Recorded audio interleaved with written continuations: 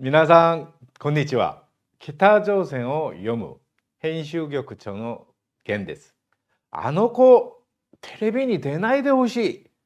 北朝鮮の国民たちが口々に漏らす言葉です。たったの13歳で3年間に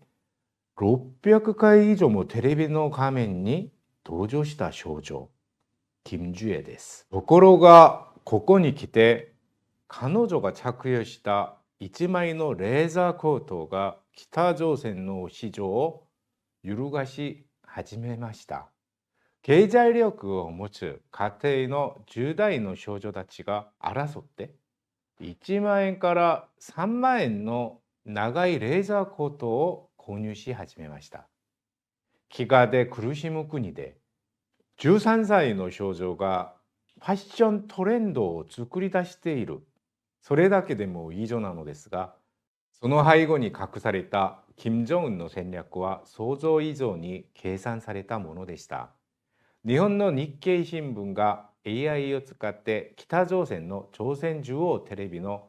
3年分、実に1万4115時間の映像を分析しました。その結果は、専門家たちも予想していなかったレベルの衝撃をもたらしました。金樹栄は2022年11月の初登場以来、3年間で600回以上画面に映る計算となったのです。2025年に入ってからはさらに異常な事態が進行しています。この1年だけでも金樹栄は月平均24日以上の放送出演を記録しています。この頻度がどれほど異常かお分かるでしょうか。金正恩本人の出演日数にほぼ肩を並べるレベルなのです。母親のリ・ソルチュよりも圧倒的に露出が増えています。北朝鮮放送の分析専門家たちが指摘する重要な点があります。偉大な指導者というテレプと金樹栄の映像が何度も何度も同時に映し出される。この編集方法が繰り返されているというのです。これは偶然ではありません。計算し尽くされた後継者としての刻印作業なのです。2024年12月、金樹栄が90日ぶりに公式の場に姿を見せました。去年9月の中国の抗日勝利記念日以後、完全に姿を消していた彼女でしたが、今回の登場で北朝鮮専門家たちは決定的な変化を捉えたのです。それがあのレーザーコートでした。金正恩とほぼ同じデザインの黒いレーザーコートを着た金樹栄。北朝鮮でレーザーコートは単なる衣服ではないのです。かつてヒョン・ソンウォルやジョヨンウォンといった金正恩の最側近中の最側近だけが着用を許された特別な恩賜品なのです。この衣装を身にまとうの意味、それは金正恩がお前は私の側で最も重要な役割を担うものだと見た目、承認する合意そのものなのです。13歳の少女にこうした印象を与えたという事実の重要性がお分かりいただけるでしょう。さらに衝撃的なのは、金樹栄のレーザーコートが北朝鮮社会全体に誰も予想しなかった影響を及ぼし始めたのです。2024年3月、金樹栄は平壌のある農場の竣工式に紫色の長いレーザーコートで登場しました。膝まで届く長さのデザインです。その時点ではまだ誰も異常な事態が始まろうとしていることに気づいていませんでした。北朝鮮の市場に変化が起こり始めたのはその後のことです。最初は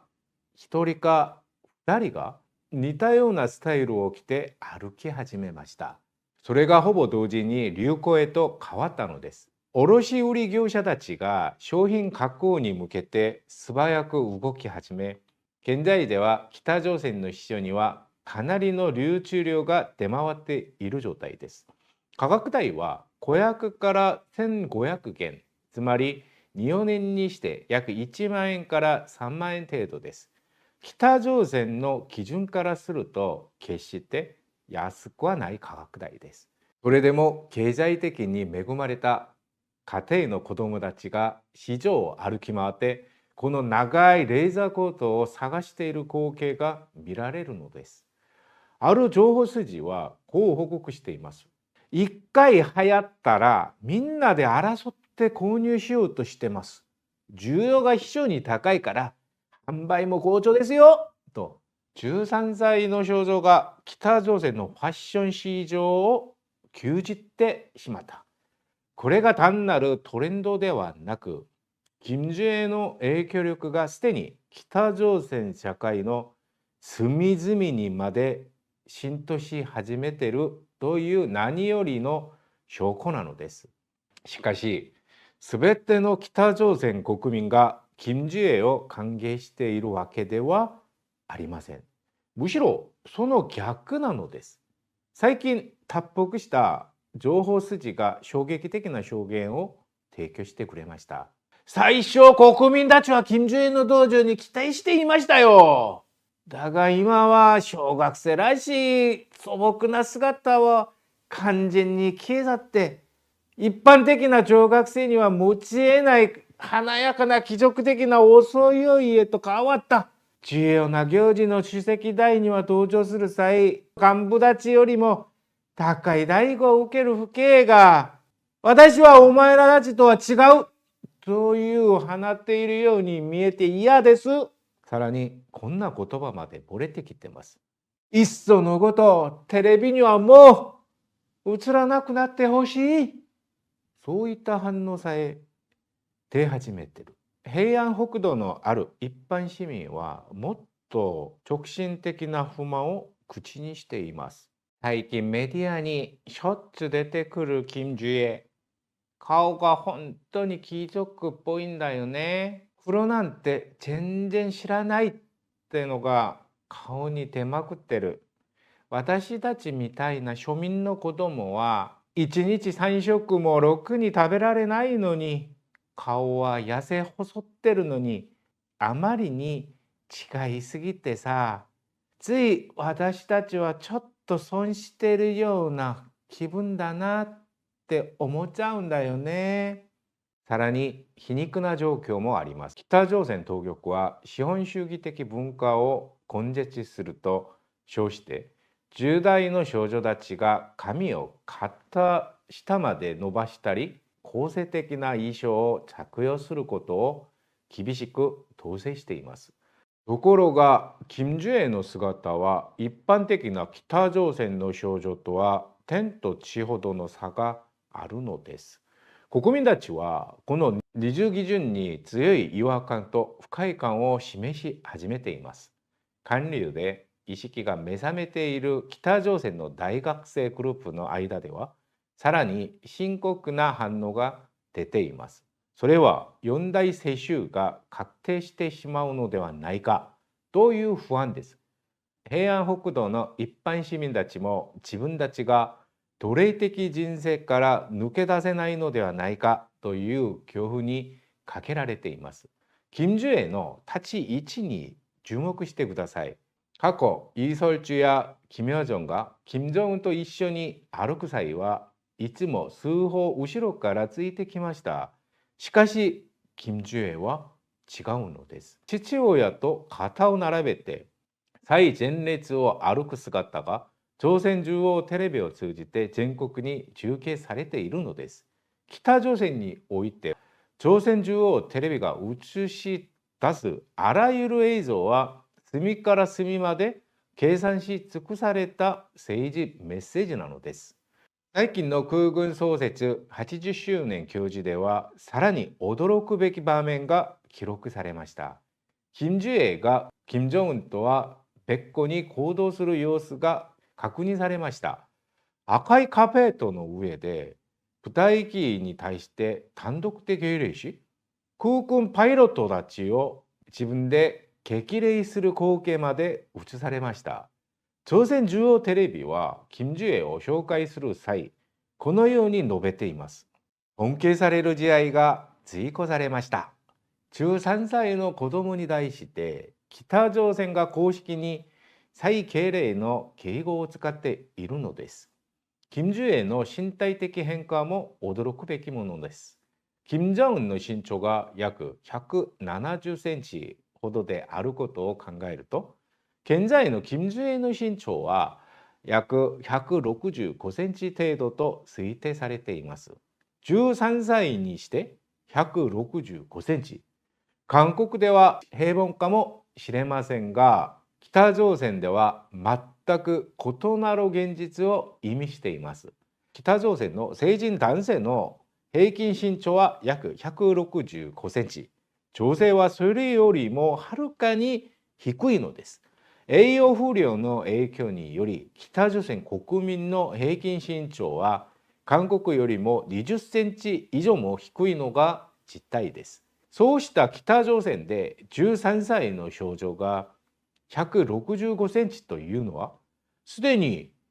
大多数の成人男性よりも背が高いということを意味しているのです。この事実が北朝鮮の親たちの間で栄養剤ブームをもたらしたという報道も存在します。北朝鮮において背の高さは単なる遺伝要因ではなく、権力と富のシンボルだからです。金樹栄の豪度や仕草も大きく変わりました。最近の映像を見ると、歩き方、表情、手の動きがすべて以前と全く異なっているのです。背筋をまっすぐに伸ばして顎を少し上げ、強い意志を持って前を見る仕草。これらすべてが計画的に演出されているように見えます。金正恩もまだ後継者として指名された際に、不足していた正当性を補うため、祖父のキム・イルソンのジェスチャーと話し方を意図的に真似していました。同様に金樹栄も現在、強い女性指導者のイメージを意図的に構築しているのです。では、なぜ金正恩はこれほどまでに急いでいるのでしょうか。北朝鮮内部から公開された逸話があります。金正恩は金樹栄のことを不当と呼んでいるというのです。そんなに辛くても家に帰れば樹栄が真っ先に迎えてくれるんだ。この仕事を諦めたら樹栄の運命がどうなってしまうかを考えると、胸が締め付けられて自分を鞭打ちつけずにはいられない。この言葉には切実さがにじみ出ています。ある保険会社の分析報告書は、極度の肥満状態にある金正恩が心血管疾患により42歳で致命的な健康危機を迎える可能性を予測しました。韓国の国家情報院もまた、彼の健康状態が良好ではないことを複数回にもわたって研究しています。金正恩は自分の時間が多くないことを認識しているのです。だからこそ自分が力を持っている今のうちに金樹栄を連れ回して国民の心に後継者としてのイメージを刻み込もうとしているわけです。より戦略的な政治計算も存在します。金正恩が2024年以降、停滞的な二国体制、また戦国自殺といったかつてない好戦的発言を大量に発信している理由について、このように分析しています。それは金樹栄の接種を実現するための時間を稼ぐためだということです。10代の女の子を後継者として立てることで、必然的に起こる国民感情の離反を抑圧するため、国家全体を戦争の空気で満たそうとしているというわけです。かつて金正日が金正恩の後継準備のために四平道砲撃事件を引き起こしたように、これに匹敵する大規模な挑発を試みる可能性さえ指摘されています。北朝鮮国民が金正恩の後継者当局を事実上受け入れがたい理由は実に明白です。第一に、彼女はあまりにも幼いのです。金正恩が後継者に指名された時点では、すでに彼は大学を卒業した成人でした。一方、金正恩はまだ小学校すら卒業していません。第2に、彼女は女性です。北朝鮮は表面上、男女平等を謳いながら、実際には極度に普遍的な社会構造を持っています。第3に、彼女は何の実績も持っていません。三大聖種ですら、すでに正当性について議論が尽きていないのに、四大聖種において何らの能力も示していない幼い少女が、単に最高指導者の娘という理由だけで権力を握るというのか。北朝鮮の MZ 世代、いわゆる市場世代はこれを容易に受け入れないでしょう。彼らはすでに金正恩の華やかな姿から、私たちはお前たちとは違うというメッセージを読み取っているのです。北朝鮮の支配層エリートたちの間では、すでに別の計算が動いている可能性が高いのです。金正恩には兄の金正철がいます。金正恩よりも健康であり、年齢差も大きくなく、何より成人男性です。北朝鮮のエリート層の立場で考えてみてください。13歳の少女に全権力を委ねて決勝体制に移行するのか、それとも自分たちが統制可能な成人男性指導者を擁立するのか、どちらがより安全でしょうか。金正恩に兄や弟が存在するという説も絶えず指摘されています。一部の専門家たちは、金正恩は本当の後継者ではなく、隠された息子が成長するまでの臨時の盾に過ぎないという分析さえ提示しています。興味深い点は、최선희外務省が頻繁に金正恩と行動を共にしているという事実です。武器工場視察、住宅竣工式、軍艦進水式など、外務省の含むと直接関連のない工事にも金正恩と共に登場しています。専門家たちは、최선희が今後の外交部隊において金正恩のメンター役を果たす可能性があると分析しています。金正恩が金正恩を単なるシンボルではなく、実際に外交交渉も遂行可能な指導者として育成しようとしている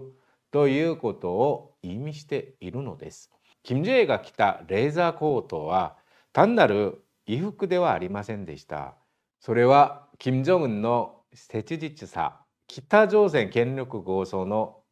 脆弱さ、国民たちの霊障、そして迫り来る権力闘争の予兆、これらすべてを象徴する存在だったのです。AI が分析した600回のテレビ道場、北朝鮮市場を揺るがしたレーザー光と熱風、そしてテレビに映らなくなってほしいという国民たちのゾッとする反応、